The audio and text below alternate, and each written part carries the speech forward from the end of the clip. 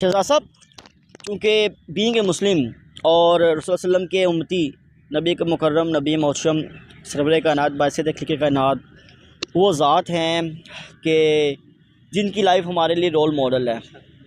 अल्लाह ने कुरान में कहा कि तुम्हारे लिए, यानी हम सब के लिए रसूलुल्लाह की ज़िंदगी बेहतरीन नमूना है, रोल मॉडल है।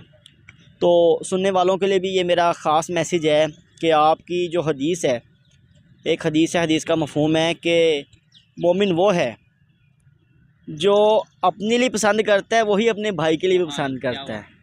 कितनी बड़ी बात है। आजकल मुआशरे में इसकी बहुत ज़्यादा ज़रूरत है।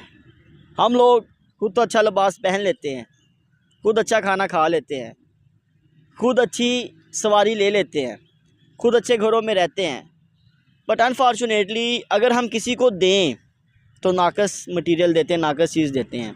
अब ईद आ रही है, ईद के दिनों पे आप